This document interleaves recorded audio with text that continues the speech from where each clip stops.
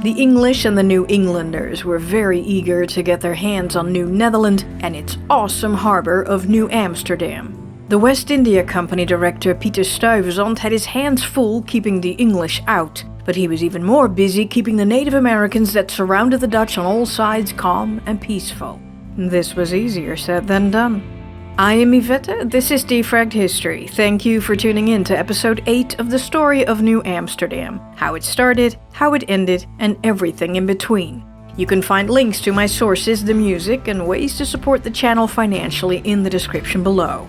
Don't forget to subscribe. And now, let's make all the pieces fit.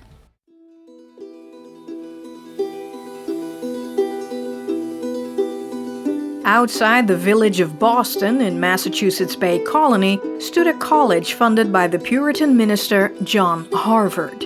In the first graduating class of 1642 was an aggressively ambitious young man, George Downing, the 19-year-old nephew of late Governor John Winthrop Sr. Like most young men in New England, Downing was eager to get to Old England.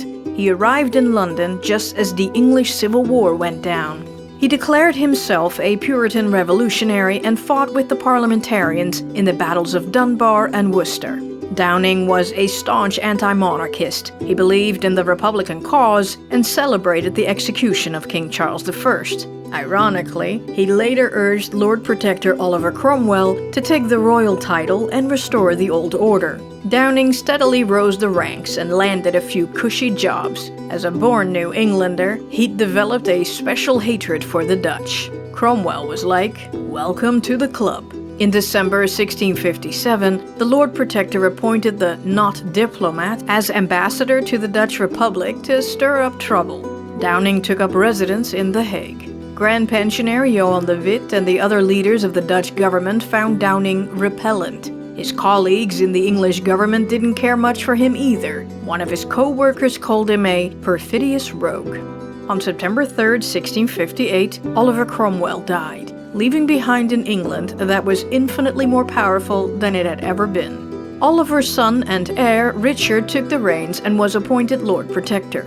The Third Protectorate Parliament was filled with moderate Presbyterians and Royalist sympathizers. They were eager to reduce the size and expense of the military. Oh, we've heard this before. When they tried to reduce the size of the Republican army, Prince Willem II of Orange tried to take Old Amsterdam. So, are we getting a siege of London? Close. In April 1659, the army radicals staged a coup, dissolved Parliament, forced Richard Cromwell's resignation, abolished the Protectorate, reseated the Rump Parliament, and began removing all officers and officials suspected of disloyalty. Meanwhile, King Charles I's son, Charles, the Prince of Wales, was trying to get back to England and take the crown.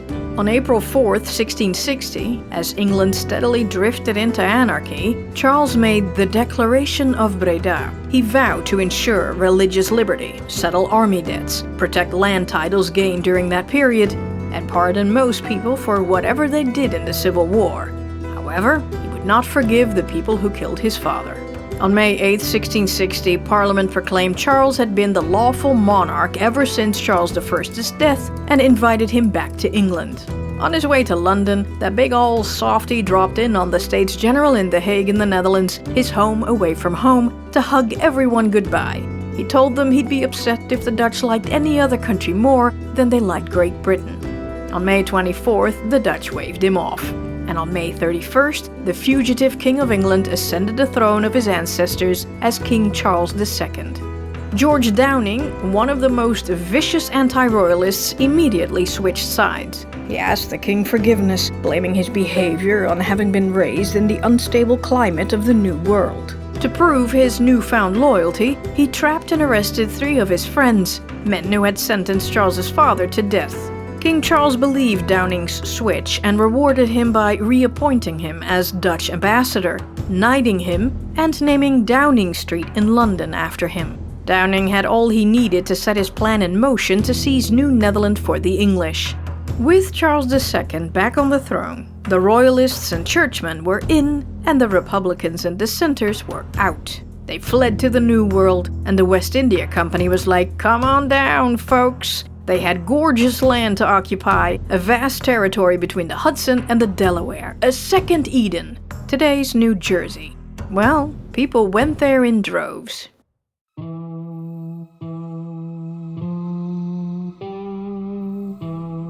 The New England governors were completely thrown by the restoration of the Stuarts and couldn't switch gears that quickly. Massachusetts wasn't worried about the Uno reverse card. They had a long-standing royal charter. But Connecticut and New Haven, both impromptu, unsanctioned colonies in New Netherland territory, had to officially petition the king they despised to get their charter. Meanwhile, Massachusetts was moving inland, claimed the northern Hudson and then some, all the way to the Pacific Ocean, however far that was. They granted land across from Fort Orange, present-day Albany, to merchants to trade with the Indians. They figured the Treaty of Hartford was a New Haven treaty. Since they weren't New Haven, Massachusetts didn't have to honor it. However, to explore this claimed land, they needed to sail past Manhattan up the Hudson, which Director General Stuyvesant wouldn't permit. If they wanted access, they needed control of New Netherland. The Peace of Westminster had ended the Anglo-Dutch War, sure, but the two main issues, the Dutch objections to the English Navigation Act and the English objections to the Dutch trade monopoly, were not resolved, and resentment festered. Now that England had a king again, Grand Pensioner Johan de Witt hoped to open talks for a better relation and even arrange a defense agreement between England and the Republic of the Netherlands. The English were like, nah. This system doesn't work for us at all. Besides, King Charles banked on expanding the economy, so he wouldn't be so reliant on Parliament to grant him funds to do fun things like wage war. Meanwhile, de Witt, horrified he might be caught unawares again, sorted out the financial mess to ensure there would always be money for war, and launched the most extensive naval reorganization anywhere in Western Europe. He ordered the construction of 64 larger ships of the line, each with between 40 and 60 guns. But with English vessels such as HMS the Sovereign of the Seas carrying over 100 guns, he ordered heavier ships in 1664. In Old England, Parliament was still unhappy with the Dutch Republic having taken over the trade pretty much everywhere. The Dutch controlled the trade of spices, cotton, copper, indigo, silk, sugar, coffee, and dozens of other products. And now they'd overtaken colonies in West Africa to add one more product to that list: human beings. And Japan opened their market for trade to only one nation on Earth, the Dutch Republic. I mean, come on! All that Parliament could do was make the obnoxious Navigation Act of 1651 even more restrictive, and so they did. From December 1st, 1660 onwards, only English vessels with an English master and 3/4 English crew could import or export from any of His Majesty's plantations or territories in Asia, Africa, or America. Following this, Cecil Calvert, the Right Honourable Lord Baltimore, demanded the surrender of New Amstel and all the lands on the west side of Delaware Bay. His envoy said, all the country up to the 40th degree was granted to Lord Baltimore. The grant has been confirmed by the King and sanctioned by Parliament. You are weak, we are strong, you had better yield at once. The Dutch company said, nuh-uh, or with words, we hold our rights by the States General. We are resolved to defend those rights. If Lord Baltimore will persevere and resort to violent measures, we shall use all the means which God and nature have given us to protect the inhabitants and preserve their possessions. But New Amstel only had 30 families and a garrison of 10 left to defend the colony. The other soldiers had deserted. The place could be taken with give or take 500 men. The States General and the English Parliament tried to talk their way out of the situation.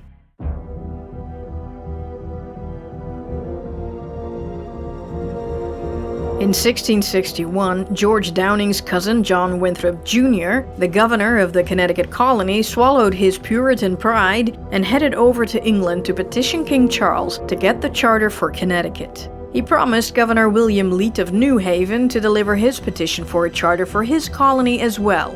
Leet quickly gobbled together the document, but as he rushed to the harbor, Winthrop's ship had already sailed. Oops.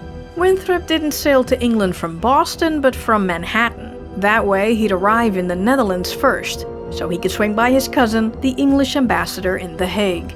Director General Stuyvesant thought nothing of it, saluted him on his arrival with all the cannon blasts, treating Governor Winthrop Jr. as if he were a head of state. Since the Connecticut colony was a bit of a mess, Stuyvesant proudly showed him everything, like a proud papa. Here's the fort, here's my house away from home, here's the newly reinforced wall along the northern perimeter, complete now with guard towers and a central gate at the Herenstraat.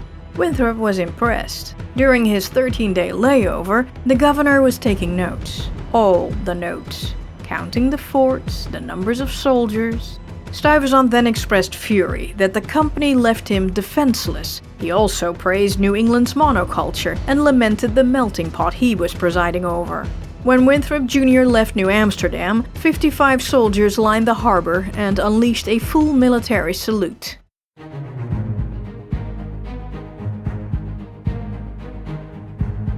In the Republic, Governor Winthrop Jr. met with the directors of the West India Company, being all best buds and everything, you know, Protestant brothers in arms and all. The directors wrote Stuyvesant, "He has always shown himself a friend of our nation." Then Winthrop went to The Hague to visit his cousin George Downing. You know, just family business, just casual. But wait, there's more. We don't know the details of this secret meeting, but it ended with Winthrop's map of New Amsterdam's fortification and all the notes being forwarded to the English authorities. Winthrop Jr. went to London, which was celebrating the death of Puritan rule in a big way. Hardcore Puritan Winthrop gritted his teeth and smiled and waved probably, as he made his way to the palace. Turned out, the king had no idea what New England even was, using Massachusetts and New England interchangeably. Winthrop wanted to control all the territory between Massachusetts and Virginia all the way to the Pacific, however far that was. In 1662, Charles granted the Governor and Company of the English colony of Connecticut in New England in America pretty much total self-rule, and made Connecticut, like Massachusetts, extend westward indefinitely. It also included all of northern New Netherland. When Winthrop Jr. arrived in New Haven, he waved the document with the royal signature into New Haven's official's face. Ta-da! All mine! Was New Haven now part of Connecticut and ceased to exist as its own colony? Winthrop patiently explained. Yeah. Hey, so it's best for everyone. Governor Leete didn't put up a fight, and that's why there's no state of New Haven today. Some New Haven Puritans were like, let's go to New Netherland. But what was the point? Winthrop would seize that place next. When Stuyvesant heard of Winthrop's charter, he wrote to his friend, "So, Hartford Treaty, right? Right?"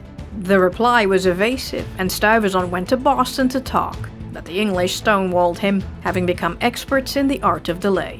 In 1660, Stuyvesant had written to the Amsterdam Chamber of the West India Company, "Place no confidence in the weakness of the English government and its indisposition to interfere in affairs here. New England does not care much about its troubles and does not want its aid. Her people are fully convinced that their power overbalances ours tenfold, and it is to be apprehended that they may make further attempts at this opportunity without fearing or caring for home interference." While the New England governors, not in need of their home country's help, were given everything, Director General Stuyvesant begged for help and got nothing. The West India Company suggested to Stuyvesant that because of your anxiety over the patent lately obtained by Governor Winthrop, he should shore up his defenses. But they didn't give him troops, ships, or money to do this. How, man? How?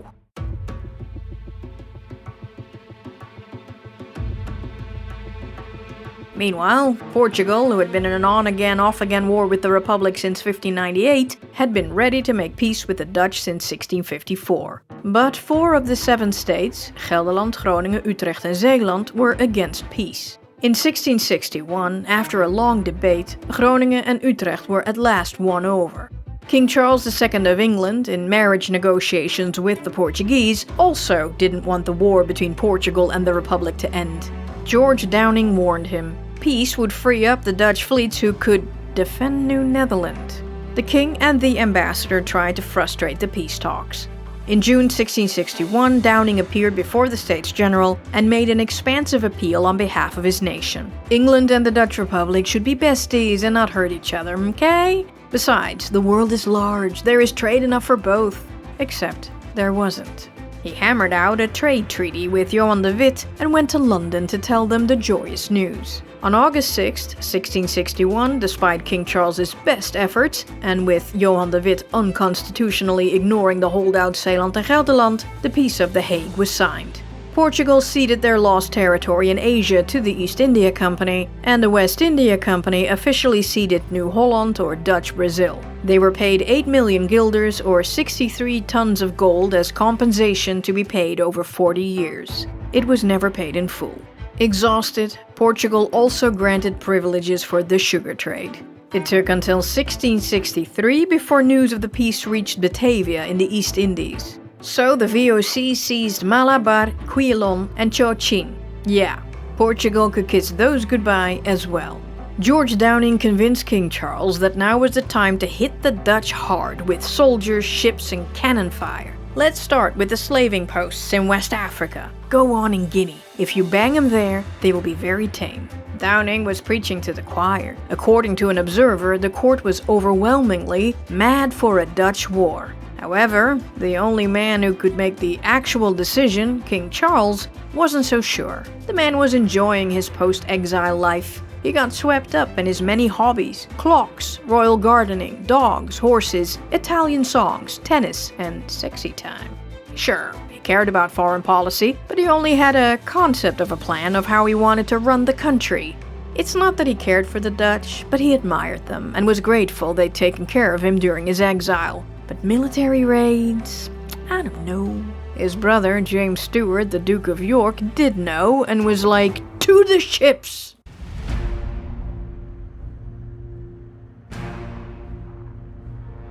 The 28-year-old lifelong soldier James Stuart was buff and aggressive, a man's man. When King Charles II was back in charge, he made his brother head of the Admiralty, and James used this position to build on Oliver Cromwell's dream of a magic empire, his Western design. Meanwhile, the English government decided that the American colonies needed reorganizing. They'd been left to fend for themselves during the Civil War and grown quite independent as a result, but that was over now. Neither King Charles nor James trusted the Puritan leaders. Yes, the king had given John Winthrop Jr. his Connecticut charter, but that was a mistake that would be rectified soonish. But New England seizing New Netherland? Well, that was a King of England job. Ambassador George Downing presented a master plan. Grab New Netherland, consolidate the American colonies, and ramp up the slave trade. James pushed his brother to back Downing's plan. Yes, there'd be another Anglo-Dutch war, but who cares? Charles was no stranger to war. While in exile, he'd alternately fought for the French and the Spanish in the Franco-Spanish War that had just ended in 1659. Downing's Phase 1 of Operation Cancel Dutch Trade was to kick out the Dutch from the slave ports of West Africa.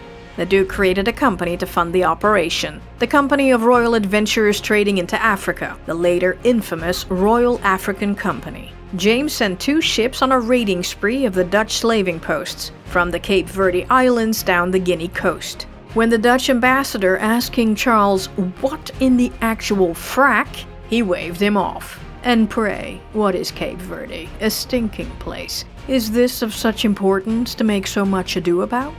On to Phase 2 of Operation Cancel Dutch Trade. Take New Netherland. Downing was sure he could smooth talk the Republic out of declaring war, and claimed recent financial losses meant the Dutch couldn't afford a war. He said of James's warships, "Whatever injuries the Dutch do them, let them be sure to do the Dutch still greater, and let me alone to mediate between them." King Charles's confidence in the plan grew, and he told Downing and James to proceed.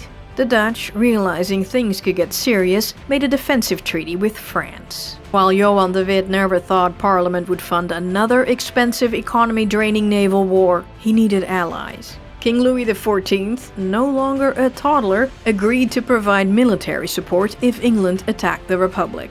Under the new treaty, the Dutch wouldn't stop him from taking over the Spanish Netherlands, but they still feared the man had bigger plans, and he wouldn't stop at the Republic's border.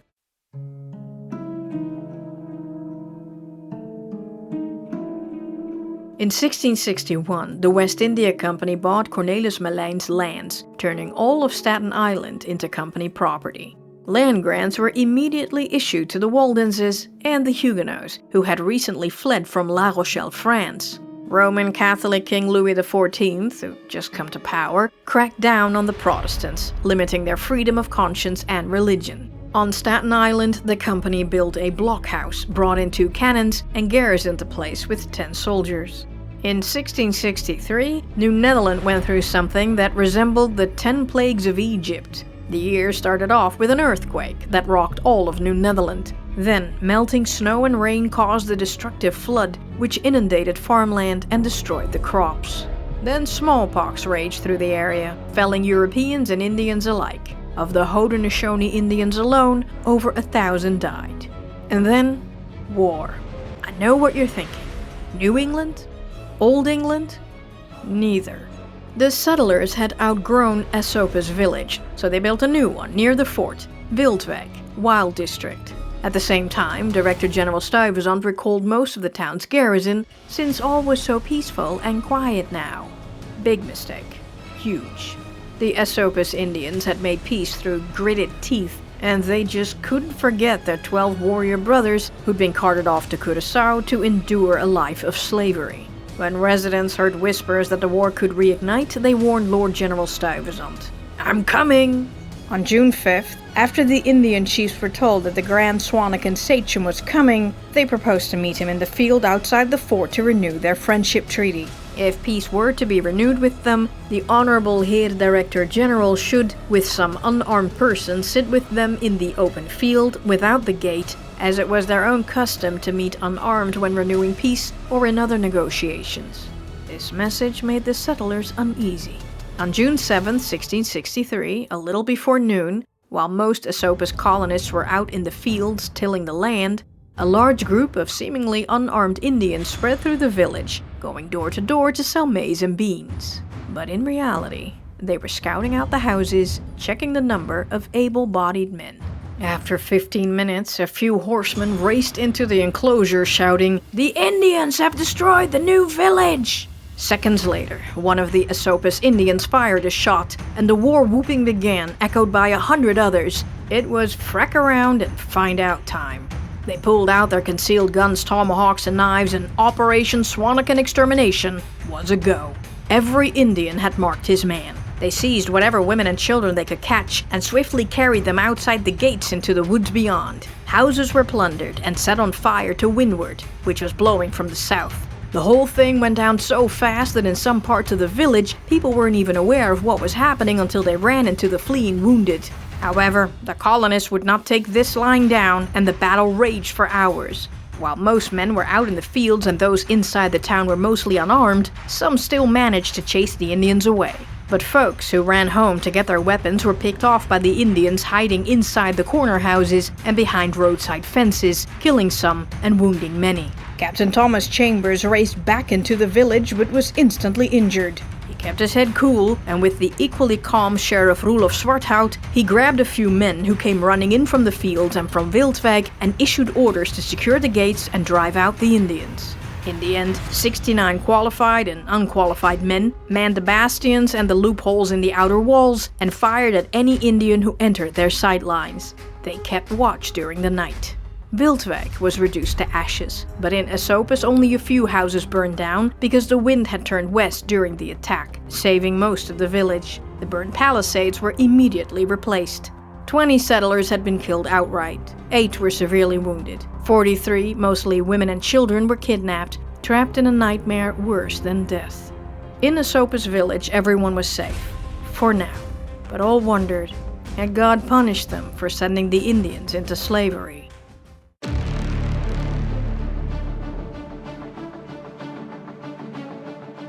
The news of the Esopus assault reached Director General Stuyvesant at New Amsterdam, and word spread to all of New Netherland, and cue the panic. Farmers once again abandoned farms and fled to the nearest forts, which were promptly reinforced. The Director General sent Sergeant Christian Nissen with 42 well-armed men and 3 wagons with ammo to Esopus and offered big rewards to all who would enlist. 46 Long Island Indians volunteered their services. Meanwhile, the Esopus garrison launched scouting parties and expeditions to find the Esopus Indians wherever they may have fled. No farmer or woodcutter went outside without a military escort.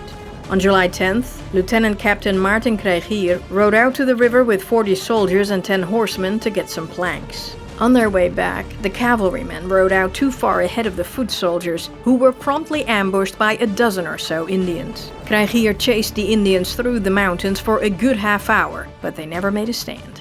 On July 12th, one expedition to the area across the river from Fort Orange returned, having captured one Esopus woman, 3 children, and plunder.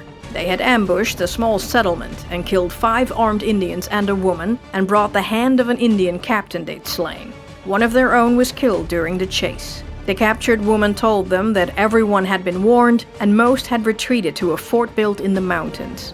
She gave them the layout of the quadrangular fort that had 3 intricate rows of palisades and stood on the brow of a hill overlooking the flatlands. Every night, they moved the prisoners outside the fort and were preparing to make a stand. While one sachem in the fort wanted to make peace, the other sachems wouldn't hear of it. Just then, a disheveled woman entered Esopus.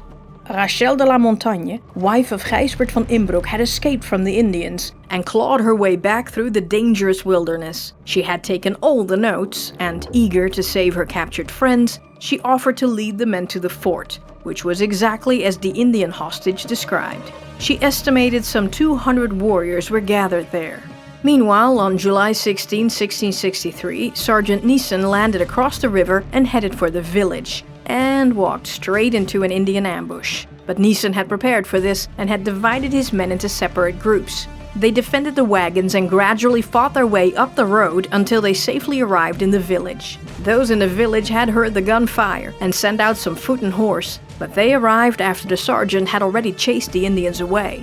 Neeson had lost 1 man and 6 were wounded, while several Indians were also killed. The exact number is unknown. That's the problem with these stories, we only have the Dutch records.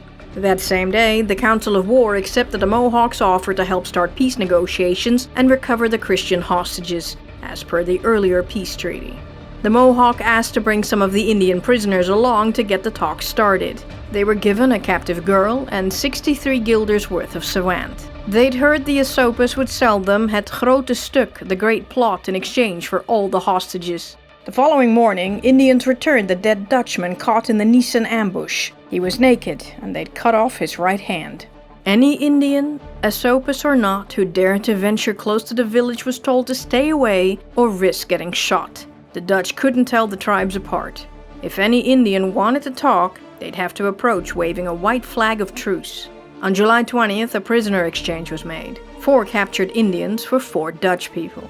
The returned hostages explained that the Esopus Indians had fled to a high mountain, fearing the Dutch retaliation. The prisoners were kept separated and outside the fort so they couldn't organize a revolt. They also threatened them. Should the Dutch come thither, we will give you a knock and kill you all at once.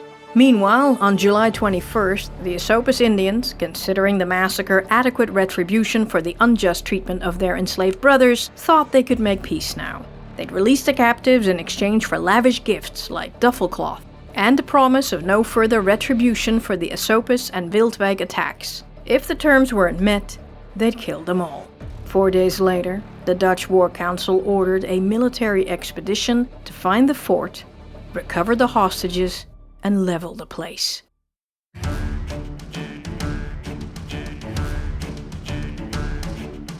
The boundary between New Netherland and New England, agreed to in the Treaty of Hartford, was looking more and more like a dotted line. The far more numerous English could easily slip across and overtake the Dutch. Director-General Stuyvesant received no support whatever from the West India Company. The rest of New Netherland folk had little faith in the company or its director either. Even if Stuyvesant had wanted to give the people the reform they wanted, the company wouldn't have allowed it. Meanwhile, the States General worked hard to get the British government to accept any boundary line. It was no use. England wanted it all. On July 20th, 1663, Governor Winthrop Jr. made his big move. The Connecticut Council sent a force of 18 men to Westchester to declare that the inhabitants were absolved from their allegiance to the Dutch government, to dismiss the old magistrates, and to appoint others in their stead. This was next-level shady business, but unhappy people were easy to win over. Stuyvesant wrote the company. Yes, New Amsterdam was thriving, but the colony as a whole was in a sad and perilous condition. The English were overtaking Jonas Bronx's and Adriaan van der Donk's former estates, and he just found out Westchester turned English. New Netherland was disintegrating, and Stuyvesant had no means to stop it. The directors told Stuyvesant, there, just hold on and strengthen the Dutch boundary, and play nice with the English, so they stopped doing the overtaking thing. But there were already too many English among them, specifically on Long Island. Sure, they had taken an oath, but, well, they were open to suggestions. Then go to Boston and make nice with everyone, the company said. So, off Stuyvesant went.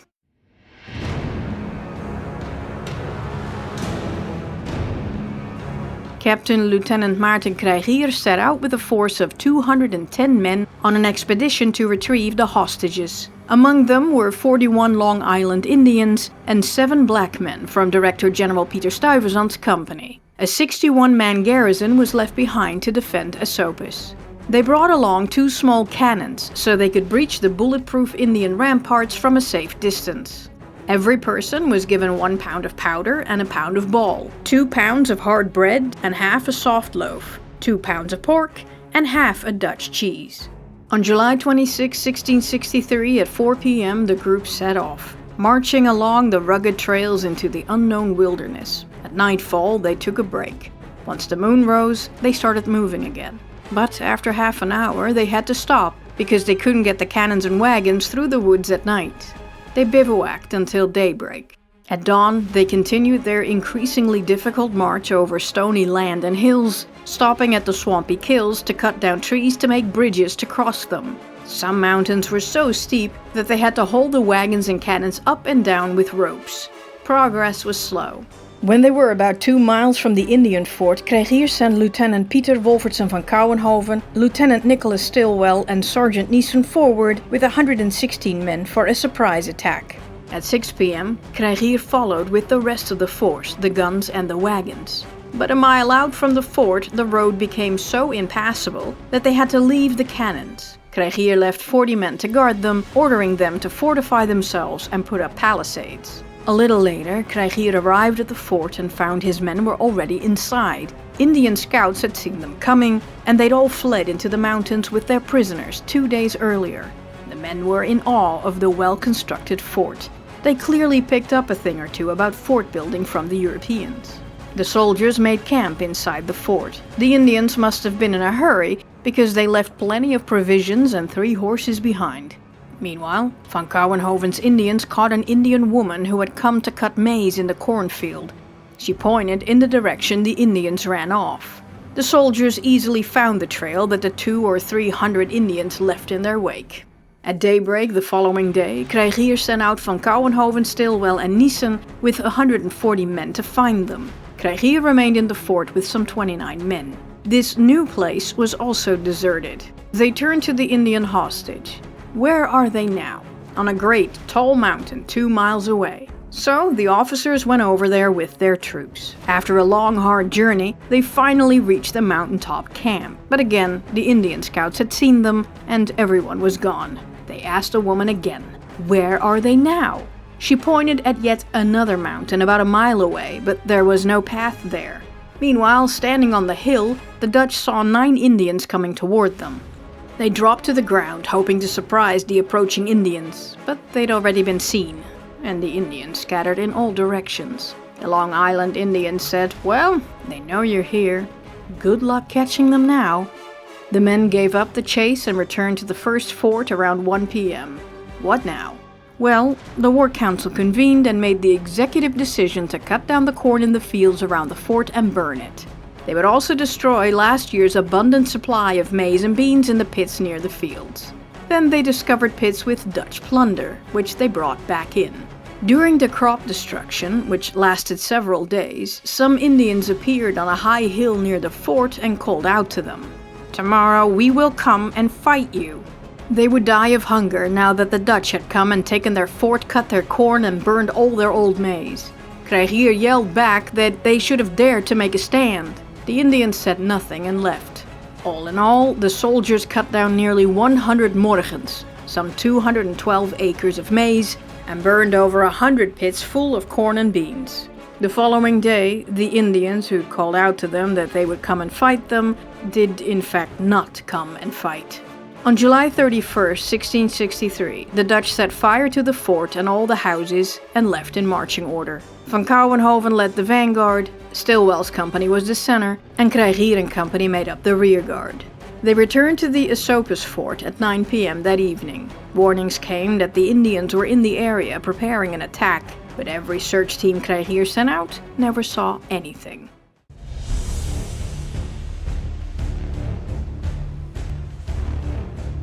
News got around to Esopus that the Indians were building a new fort, a castle, they called it, some 36 miles southwest, near present-day Mamakating in Sullivan County. Alright, looks like we're heading out again. On September 3rd, 1663 at about 1 p.m., Captain Lieutenant Maarten Krijgier, Lieutenant Pieter van Couwenhoven, Lieutenant Nicholas Stilwell and Sergeant Christian Niesen and 125 men, led by a young Wappinger Indian and accompanied by Indian interpreter Christoffel Davids, embarked on another expedition to destroy the works before it was finished. The Wappinger Indian was promised his freedom and a cloth coat once he brought them to the Esopus Indians. They brought 8 horses to transport any possible wounded or ill, though many farmers made up all the excuses not to give them any. They were in the middle of the harvest. At night, the soldiers made camp in the pouring rain. The following morning, they discovered the Kil was overflowing with fast-flowing water, that it was impossible to ford it. Krijgier sent 6 cavalrymen back to Fort Wildwijk to get ropes and axes. They returned at 10 a.m. They passed a rope over the stream, and at 2 p.m. the men crossed it, holding on to the rope so they wouldn't be swept away by the current. They again made camp, as the rain was coming down in buckets. At daybreak, September 5th, the Dutch soldiers and their Wappinger guide were on the move again. Around noon, they came across a cornfield and saw 2 Indian women and a Dutch woman gathering corn. They were separated by a creek they couldn't cross unseen, so they ventured off the road and continued through the woods to avoid being seen. At 2 p.m., they emerged from the forest to see the fort on the high plain of Mamakating.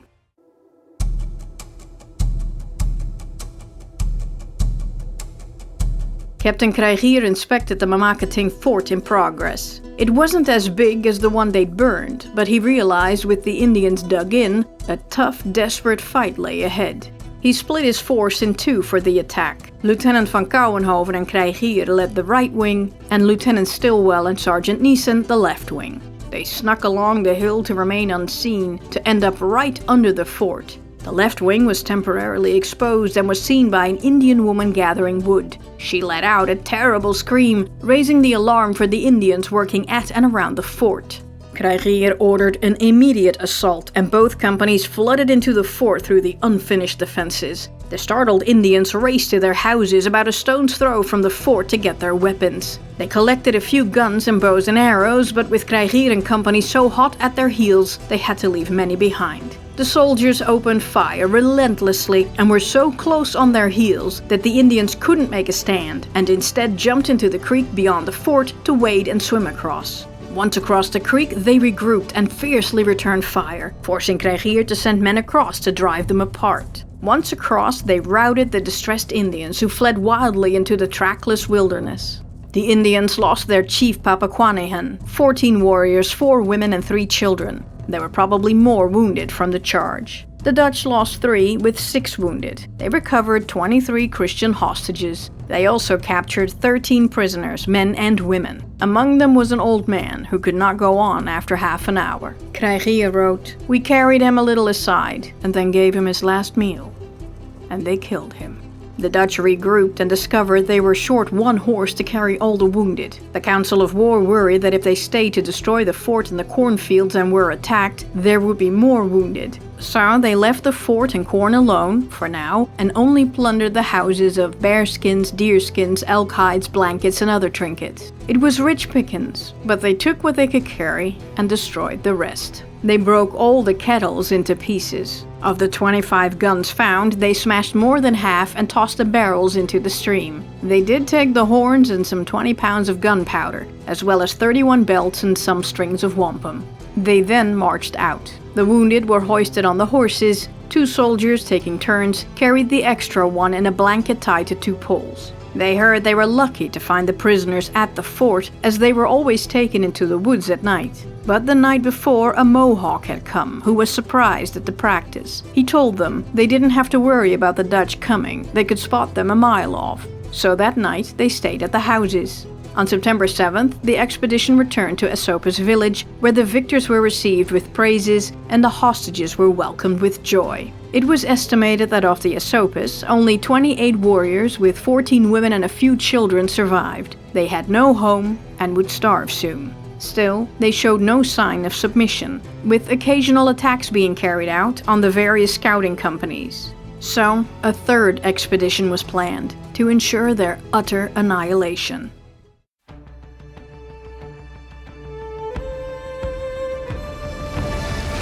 On September 6, 1663, just after Director General Stuyvesant left for Boston, an English emissary, James Christie, visited the Long Island settlements of Flushing, Hempstead, Jamaica, and Gravesend. He gathered all the residents and announced that they were no longer under the Dutch government, but that their territory was annexed by the Connecticut colony. Start paying our taxes. However, Gravesend Sheriff, Lieutenant Nicholas Stillwell, upholding his oath, arrested Christie while he was reading the treasonous pledge to a shocked crowd.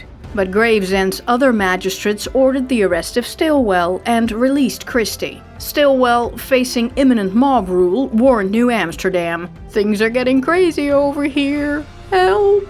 A sergeant and 8 soldiers from New Amsterdam busted out Stillwell, arrested Christie, and guarded him at the sheriff's house. Word spread quickly, and rumor had it a huge mob was forming to save Christie. So, 2 hours after midnight, in secret and under the cover of darkness, Christie was snuck out and brought to New Amsterdam.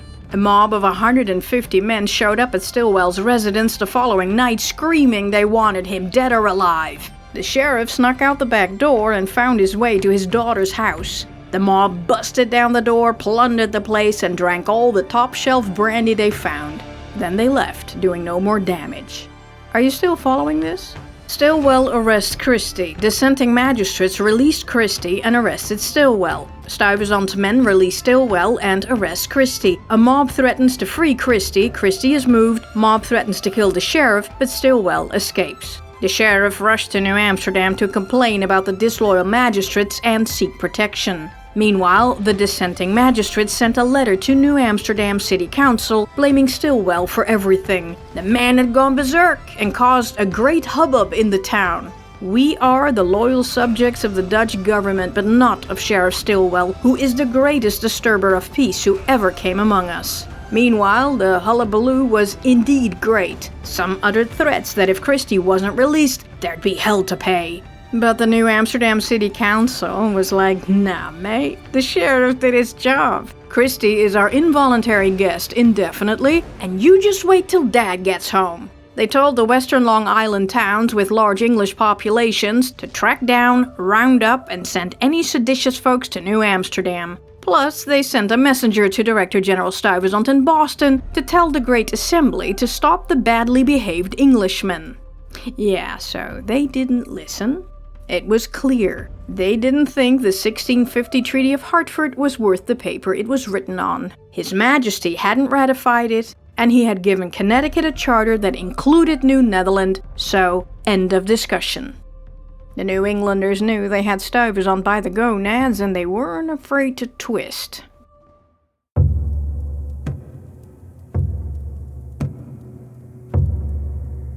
The Dutch commanders figured that the scattered Indians might rally again at the fort at Mamakating, which they had sacked but not destroyed. On Monday, October 1st, 1663, Captain Lieutenant Krijgier headed out with 102 company soldiers, 46 Marsaping Indians from a Long Island tribe, 6 freemen, and 14 horses to carry the wounded. The soldiers knew the route and marched about 9 hours before making camp for the night. It rained hard again that night. The following morning they marched again until they reached the Mamakating castle. They found 5 large burial pits filled with the slain, but wolves had rooted up and devoured some of them. They found more pits full of dead Indians lower down on the kill. And even further down, they discovered 3 Indians with a woman and a child that lay unburied and were almost wholly devoured by the ravens and the wolves. Scouts scoured the woods, but other than a few long abandoned wigwams, they found no sign of the Indians. The following day was spent uprooting whatever cornfields they found in the area and tossing all that sweet, sweet corn in the creek. But still, no Indian in sight. They hadn't caught on yet, but the Esopus tribe was no more. The few who were left had fled south and were finally blended and lost among the Minisinks and other southern tribes. The following day, October 4th, the Dutch soldiers demolished the fort, which was easier said than done. They had to cut down or dig up the palisades, 20-foot-tall tree trunks as wide as a man. They burned all the wood on pyres and tossed the abandoned wigwams in for good measure. And so, the fort and all the houses in the area were reduced to ashes. Satisfied with the destruction, the troops marched home across creeks along ravines and mountainsides. Then the company was virtually swept off the trail by a sudden downpour of rain. On this stormy night, they made camp. Tired, without shelter, they sat on the muddy floor beneath the weeping skies. All of nature seemed to mourn the lost tribe and man's inhumanity to man. The company arrived home the following night. Most of the Dutch soldiers returned to New Amsterdam. However, Esopus village's defenses were once more reinforced. During the next few months, several Christians were bartered or exchanged with a variety of Indians. Apparently, the Esopus had sold some into slavery to other Indians. In the end, all but 3 of the hostages were recovered. We don't know what happened to the remaining 3. It was peace, but only because there was basically no one left to fight.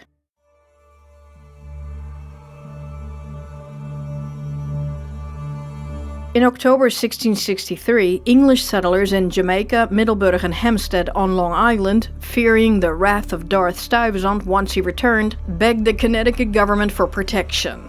The Dutch oppressors were being mean to them. They threw John Christie in the slammer. "We want to belong to you now. Send help." Connecticut was like, "We hear ya." Right away, Captain Richard Panton, whose commission was his sword and whose power his pistol, stormed into Flatbush and other Dutch villages, threatening to plunder everything if they didn't pledge allegiance to Connecticut and fought the Dutch.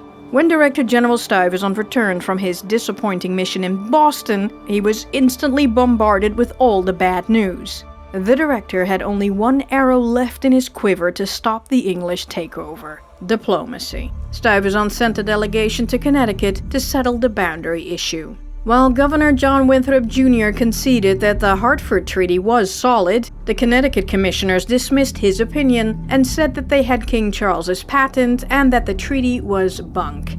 "You can try to stop us, but we will take everything." "Okay, fine. You take Westchester, we keep control over the western Long Island towns." "No, we own all of that Long Island, which we now call Long Island." "And why do you speak of this New Netherland? We know nothing about New Netherland."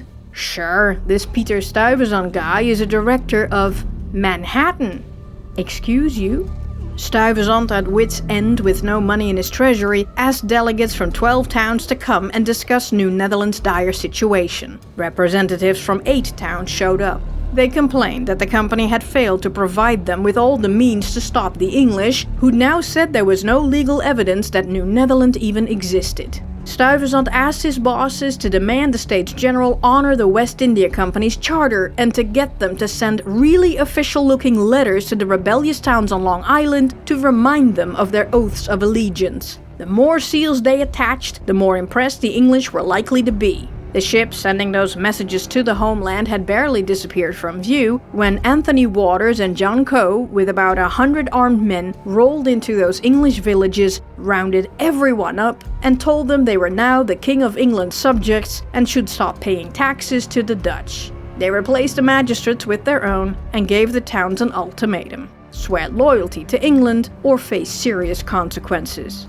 Only 4 weeks after this, another party of 20 Englishmen from Gravesend, Flushing and Jamaica snuck up the Raritan River in a sloop to talk some of the Indian chiefs into selling them large chunks of land in that region, a land that had been sold to the Dutch years ago. Director General Stuyvesant sent out Captain Lieutenant Krijgier and 60 armed men to put a stop to it. He also sent a friendly Indian to tell the chiefs not to resell the land. The Dutch reached the English in the nick of time to stop the sale. The English sailed away, but tried again in another area. Captain Lieutenant Krijgier overtook them and yelled, "You are traitors! You are acting against a government to which you have taken the oath of fidelity!" They yelled back, "This whole country has been given to the English by His Majesty the King of England." But everyone went home. The following day, several chiefs sold the rest of the Raritan lands to Stuyvesant.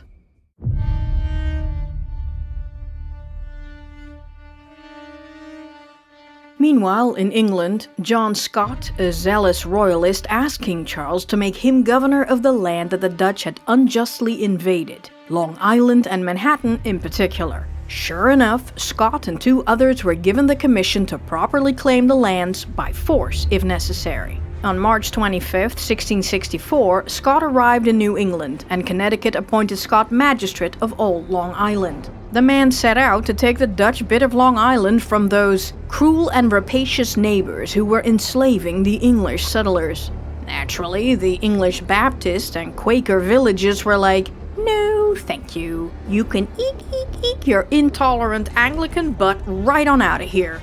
But 6 towns, Hempstead, Gravesend, Flushing, Middleburg, Jamaica and Oyster Bay, now formed their own government, independent of Connecticut. They made Scott their president and waited for the king to give them their charter. Scott headed out with 170 men to force neighboring towns to renounce the Netherlands and submit to his rule. He first went to Breukelen, today's Brooklyn, where he told everyone that they were relieved of any allegiance to the Dutch government and now had to take an oath to the King of England. Scott's army was considered so overwhelming that the magistrates couldn't arrest him. Secretary Cornelis van Ruiven told him to go talk to Director General Stuyvesant across the river in New Amsterdam, if you dare. Scott replied, "Let Stuyvesant come here with 100 men. I will wait for him and run my sword through his body." And "Stuyvesant is governor no longer. I will soon go to New Amsterdam with 100 men and proclaim the supremacy of His Majesty King Charles beneath the very walls of the fort."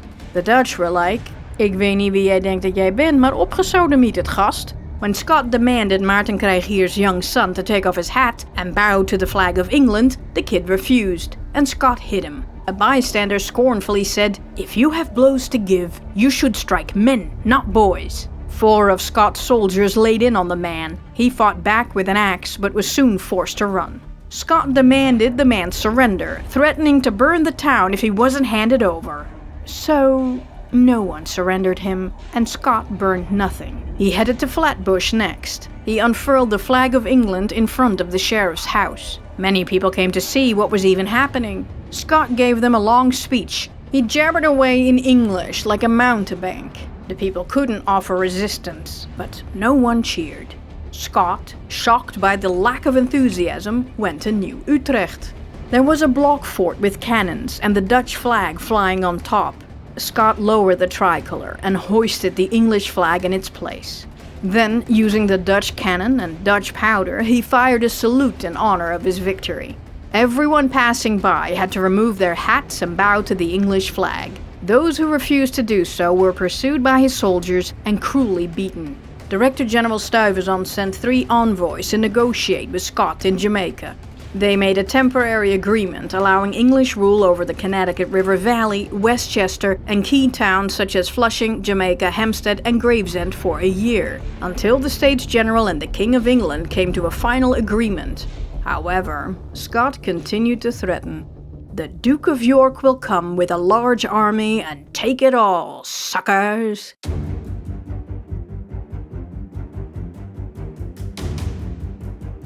With the English choosing violence, the Dutch settlers in the English towns moved to the Dutch villages for protection. With the looming threat of the total loss of the colony, all New Netherland trembled. The mayors and schepenen wrote the West India Company, "Don't give up on us, we got a good thing going here. This place could become an empire someday." The West India Company asked the States General to do something. Meanwhile, Director General Stuyvesant raised the taxes again to further fortify New Amsterdam. He pulled together a militia of 200 men, adding them to the 160 in regular service to ward off any attacks. However, on April 10, 1664, at another General Assembly, the 24 delegates from 12 towns refused to grant the director supplies, money, or men. Military expenses were for the company. Meanwhile, Stuyvesant heard that the States General attempts to resolve the issue with England had failed. Then they should send money and an army, now! Get the English to confirm their original charter and talk to King Charles to get everyone to back off, please! The States General sent a whopping 60 soldiers to New Amsterdam. Stuyvesant got orders to stop the English advance and reclaim the rebellious towns for the Dutch. With those measly 60 extra soldiers? How, man? How? In some areas, the English settlers outnumbered the Dutch 6-1. But sure, let's piss them off some more so they can send in more English troops from Connecticut and take everything. Oh, we're also sending those sealed letters to the towns who had switched sides. A little late now, fellas. The States General appealed to King Charles, please don't do this. I thought we were friends, Protestant brothers in arms. But by now, the English had their hearts set on some of that new Netherland money, and there was no reasoning with them.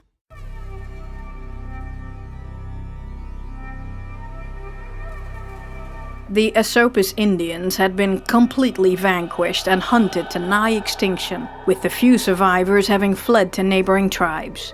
While the war was over, the hostilities continued. As Connecticut residents aggressively pursued friendships with these Native Americans, Director General Stuyvesant urgently needed to get a legally binding peace treaty. He invited the tribal chiefs to start negotiations with him and the Council of Nine in the council chamber at Fort Amsterdam. One of the chiefs offered in earnest prayer, "O Bactimo, help us to make a good treaty with the Dutch, and may the treaty we are about to negotiate be like the stick I hold in my hand. Like this stick, may it be firmly united, the one end to the other." Then, turning to the director, he said, "We all desire peace. I have come with my brother sachems on behalf of the Esopus Indians to conclude a peace as firm and compact as my arms, which I now fold together." He reached his hand out to Director General Stuyvesant and added, "What I say now is from the fullness of my heart. Such is my desire, and that of all my people." A solemn treaty was soon negotiated. The signing took place the following day and was celebrated by a volley of artillery fire. On the whole, the terms were fair, but restrictive for the Indians. Everything that happened was to be forgotten and forgiven. The land, once given to the Dutch, then reconquered by the sword, including the 2 Indian forts, became the property of the Dutch. The village or any remote Dutch settlements were strictly off limits to the Indians, armed or unarmed. However, they could plant crops near the village, and in groups of up to 3 canoes they could trade, provided they were unarmed, gave advance notice, and displayed a flag of truce. They wouldn't approach the Dutch while they were out farming, or else they'd be arrested. If a Dutchman killed an Indian or vice versa, there would be no declaration of war. The murderer would be hanged in the presence of both parties. All losses resulting from the killing of cattle had to be repaid. To guarantee the treaty's enforcement, the sachems of Hackensack and Staten Island committed to joint action against the Esopus Indians or the Dutch should either side break the agreement. Director General Stuyvesant devoutly declared a day of thanksgiving to God for his abundant blessings.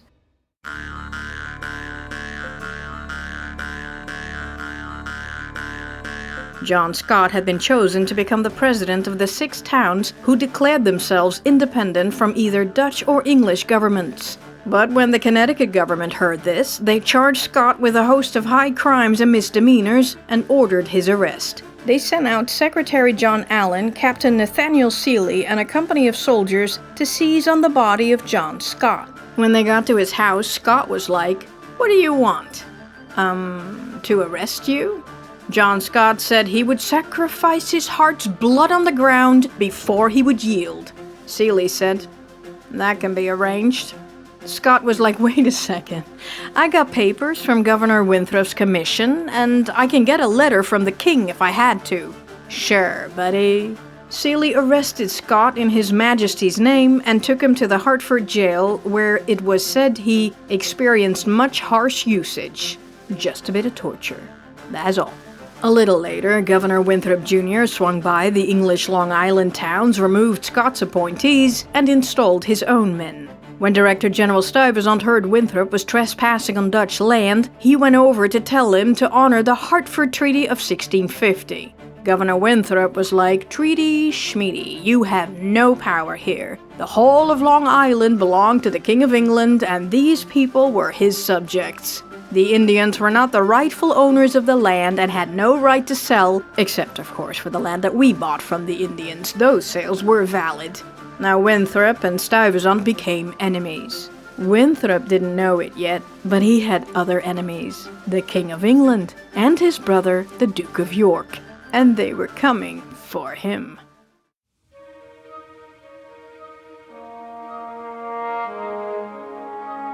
Despite all the land grab shenanigans, New Netherland was doing really well. The crops were bountiful, new immigrants arrived by the boatloads, and everyone was flourishing. The colony had 10,000 residents, 1,500 of whom lived in New Amsterdam. King Charles and gang were green with envy over all that wealth, especially that river called Hudson's River, because that's where all the money was. They realized that the New England colonies were on a landlocked shelf with no future potential. Now that the beavers had been traded to near extinction, they wanted that land north on the Hudson River, and the key to that river was Manhattan. Also, they'd done the math. Most of the English trade went through Manhattan. The tobacco shipments alone cost the English traders £10,000 per year. But if they wanted to take Manhattan, they had to take all of New Netherland.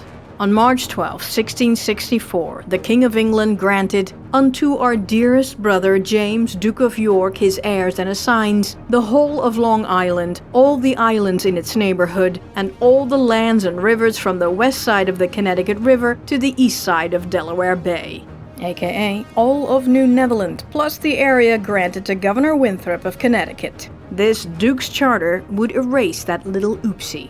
In April, James summoned 40-year-old Colonel Richard Nichols, a lifelong royalist who had stayed at the prince's side all during his Commonwealth exile, and gave him command of the expedition of 4 gunships and 450 men to take New Netherland. They were ordered to visit the New England colonies and to demand they join and assist vigorously in reducing the Dutch to subjection. The Duke of York, soon after the squadron's departure, declared that all the territory between the Hudson and Delaware rivers, from Cape May north to 41 degrees and 40 minutes of latitude, hereafter to be called Nova Caesarea, or New Jersey. Mr. Ford, a young man from Boston, told Director General Stuyvesant that a fleet of armed ships had sailed from Portsmouth, England, with orders to enter the Hudson River and take possession of the whole territory.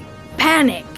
The Director General summoned his council. With the hostile fleet's impending arrival, all efforts were focused on fortifying the city. Money was raised. Powder was ordered from the forts on the Delaware. Agents were sent to New Haven to purchase provisions. They figured the ships would sail through the Sound, so lookouts were stationed along the shore to raise the alarm the moment they saw any sails. Several supply ships bound for Curaçao were blocked from leaving port.